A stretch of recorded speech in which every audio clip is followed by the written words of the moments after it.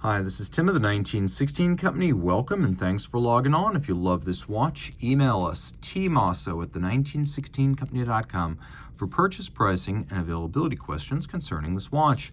Today we discuss an exquisite 2011 limited edition of 150 pieces in platinum, and I mean all in platinum, part of the Excellence Platine collection established in 2006, or maybe I should say sub-series established in 2006. This is the Patrimony Contemporaine. Now the watch is large, flat, and fully platinum, with a platinum case 42 millimeters in diameter, 7.5 millimeters thick from lug to lug, 46.8 millimeters, so actually quite short across the wrist for its size, with a broad 22 millimeter spacing in between the lugs. Now, Excellence Platine was established as a theme across the Vacheron collection. It didn't belong to any one series like Overseas or Patrimony. What it was a combination of features exclusive to the sub-series. So you get a platinum dial, you get a platinum case, you get a platinum buckle, and there was even a platinum stitched strap that was available. We can always procure that strap if it's a make or break for you.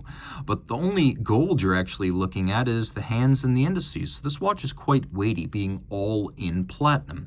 On my wrist, which is 16 centimeters in circumference, it's a prominent watch, but it's not huge. Now I'm pulling the strap tight because I didn't buckle it, so this is going to exaggerate the width of the watch. 46.8 across the wrist is very compact, and you could even wear this watch on a 14 centimeter circumference wrist once the strap breaks in. Super slim, it'll duck underneath any kind of a cuff, no problem whatsoever. And you can see over the top, which does exaggerate the width of the watch, the lugs are still inboard of the edge of my wrist, which is 16 centimeters. The strap here is no holds barred, super high-end OEM quality. You can see large rectangular symmetrical scale alligator leather, a little bit of bolstering to add volume, gloss finish, monotone stitch, broad folded edge, calfskin on the bottom, no crimping, no gouging, by Jean Rousseau, the OEM supplier to F. Vacheron, de Bethune, and many others. We have pull tab spring bars so you can dismount the strap without resort to a tool, and you can see curved spring bars are used because the lugs are drilled close to the case. So to get a very integrated look and better fit across a small wrist, those inboard drillings are used, and then to prevent any kind of impediment to the motion of the strap, the curved spring bar is used. We have Vacheron's logo, the Maltese cross, as part of the buckle design. You can see right there, this is made of platinum. The case is beautiful. Taking a look, you can see a super sharp break between lug and case. And these lugs have a wonderful sculptural form to them. The case has a little bit of tumble home from bezel to case back. The bezel is almost completely flat. You can see how nicely that case is made. Super sharp break between case and lug. And then the Maltese cross logo on the crown. 30-meter water-resistant case, so dress watch style. The dial is made of media blasted platinum, so that is no exaggeration. You can also see between the lugs it says PT. And then the hands, the indices, and the Maltese cross, those are made of 18-karat white gold. Neither dial nor hands and indices will ever oxidize or tarnish. They are inert precious metal. You can also see the individual indices are mirror polished. And then the hands at center, they are actually half frosted for better contrast against the dial base.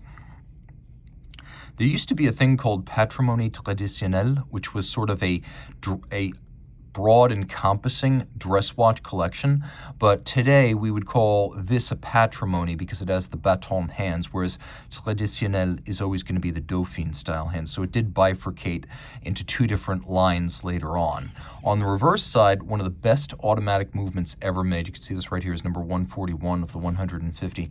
But based on the JLC 920 Bausch, we have Vacheron caliber 1120. So JLC created an ultra-thin automatic movement in 1967. It was paid for and commissioned by the Holy Trinity, with the understanding that it would only ever be used by Patek, Vacheron, and AP, and that JLC would never sell it to another client, nor would JLC ever use it in its own watches. The result was a base caliber 2.45 millimeters thick and automatic. The watch is almost a hybrid of a peripheral rotor and a center rotor. So the winding train is at center, but we have this beryllium ring that goes all the way around the movement, and then the mass is only on one side of it. Now there are 4 ruby roller bearings on the base plate that allow this rotor and the top of the mass, the top of the weighted half, to be very closely cinched up to the bridges and plates, but because at 4 corners, the ring is always supported by a bearing, concussions and shocks will never result in the mass or the rotor touching the bridges or the base plate. That's how it can be so thin. Another way of keeping it thin was to resort to unidirectional winding. The watch has a quirky beat rate of 19,800 vibrations per hour that sort of speaks to the age of the design. It did come out in 1967. 36 jewel movement. This one's been updated in a few different ways. First of all, it does have a 40-hour power reserve, which is quite reasonable given how small the barrel had to be and how compact the movement is. But the upgrades here include 5-position, which is auto-logerie and chronometer adjustment. That is the standard for those types of high-end watches and chronometers. They're always going to be at least 5-position adjusted.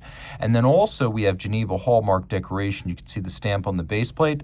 You can also see it on the balance cock. So this is a standard of decoration and overall quality that is applicable to and only available to the finest watches made in the city or canton of Geneva, and it has been since the 1880s. The Gyromax style free-sprung balance, a la Patek Philippe, here has been equipped to make the watch more shock resistant and also allow very precise adjustment, as the timing is done not by a mobile stud index that could be displaced by shock, but by these eccentric screws on the balance rim. And then we've got engine turning on the base plate. We have solarization on the crown wheel core and the ratchet wheel. We have mile-wide mirrored bevels on the edge of the bridges, but also bevels in all of the screw and jewel countersinks. We've got stripes across the bridges, perfectly aligned. Satination on the wheels, as well as the mass outboard. And you can see even the interior recesses of the rotor have been mirror beveled with the Maltese cross. Very impressive stuff. Again, when you pull no punches, you get something like this. A beautiful watch and an all-timer. If you want a Vacheron, chances are you want a dress watch. If you want a dress watch at Vacheron, you can't do much better than this. This is the king of the kings. Excellence Platine indeed. Reach out to Team Mosso at the 1916company.com for purchase and pricing details.